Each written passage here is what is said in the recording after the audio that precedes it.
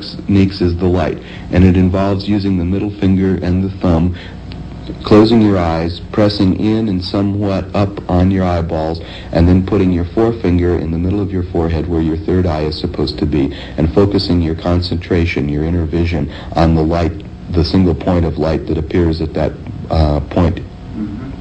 All right, that's the technique of the technique is the technique of the music, which involves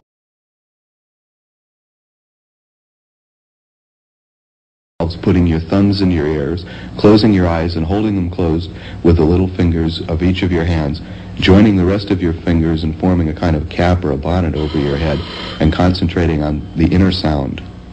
That's the technique that's called the music. The third technique is the nectar, and the nectar involves rolling your tongue back in your mouth as far as you can, past your soft palate, and sometimes it's advised that you use a couple of fingers because your tongue is not used to going in that direction.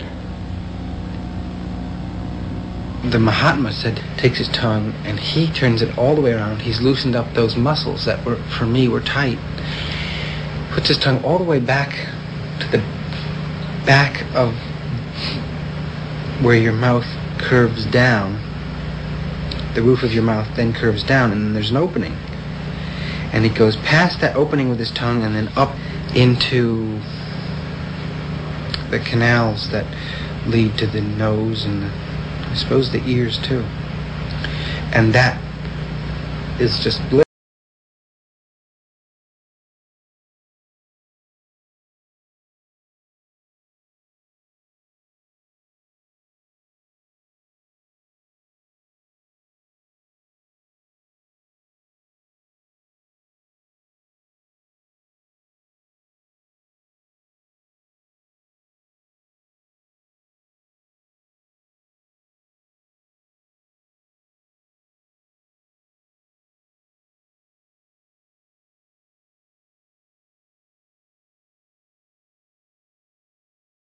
And he found nothing abnormal.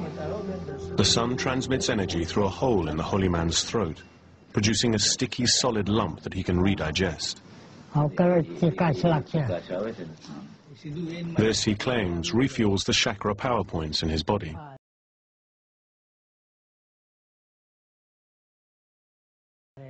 It is not a miracle, it is supernatural. Yes.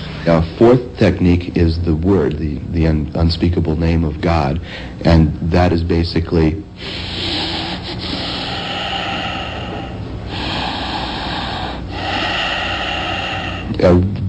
even breathing while internally concentrating on the sound so hung, which in the Hindu tradition is supposed to accompany the so on the inhalation and the hung on the exhalation, and this is supposed to be the sound that is produced by this unspeakable name of God.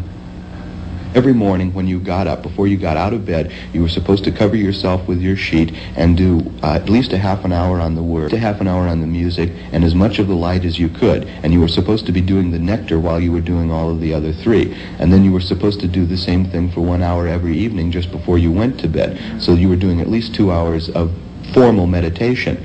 Throughout the day, you were supposed to be doing the informal meditation on the word. When the whole thing was over, like we've received knowledge and now it's over.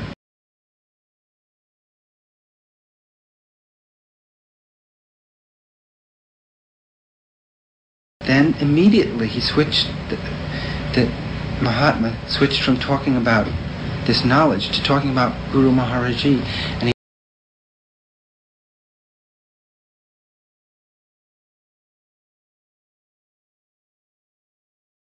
he didn't,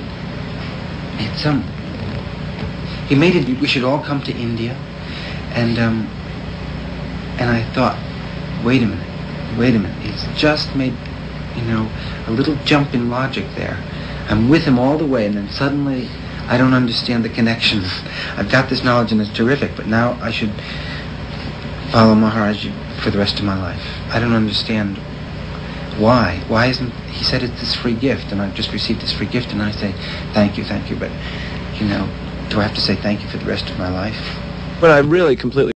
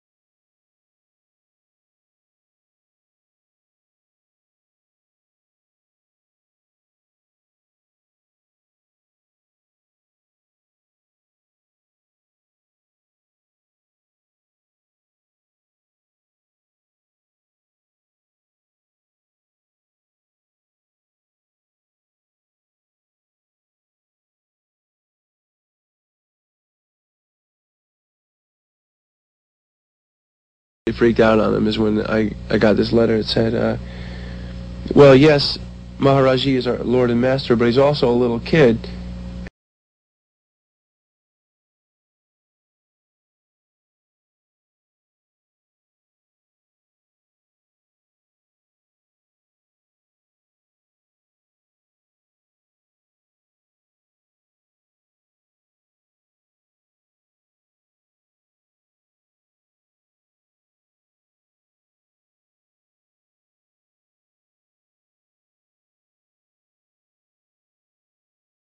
And to America, and he really likes to watch TV and stuff. So if you have any appliances that you don't need, send them in. What? Yeah. They're starting a center in New York. Yeah. Okay? And he was going to live there when he came to America. And they said, he's Lord and Master, but he's also a little boy in this incarnation. And he likes appliances. You know? So any spare ones that you have, send. I said, Jesus, you know. That's when I completely freaked out.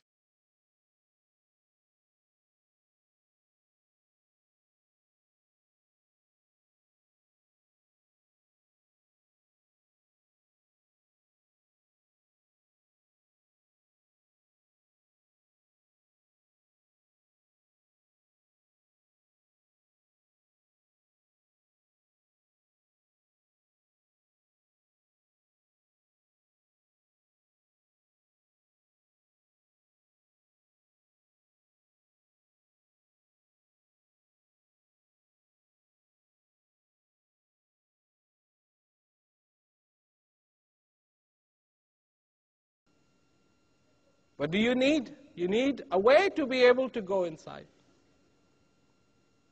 How simple should it be? Well, it should be like a mirror. You look at yourself and you say, ah, there's me. What really needs to happen is that here's a relationship that really needs to begin in earnest in a very simple way. And maybe it needs to begin with a nice introduction to yourself. Somebody who can introduce you to you. That's what I'm good at. I'm introducing people to themselves. Other people introduce other people to other people. I introduce you to you. To you. And then you can look and see. And a lot of people are like, why would I want to take a look at myself for?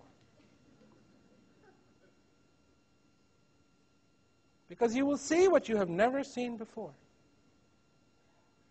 Yeah.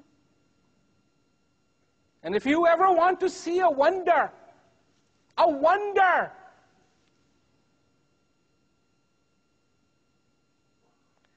I suggest you take a look at yourself.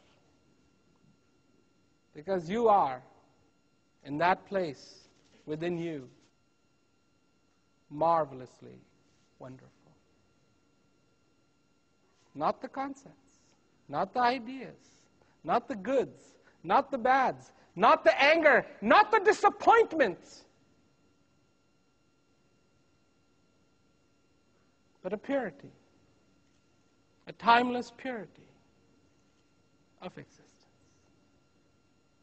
A witness to the beauty that is.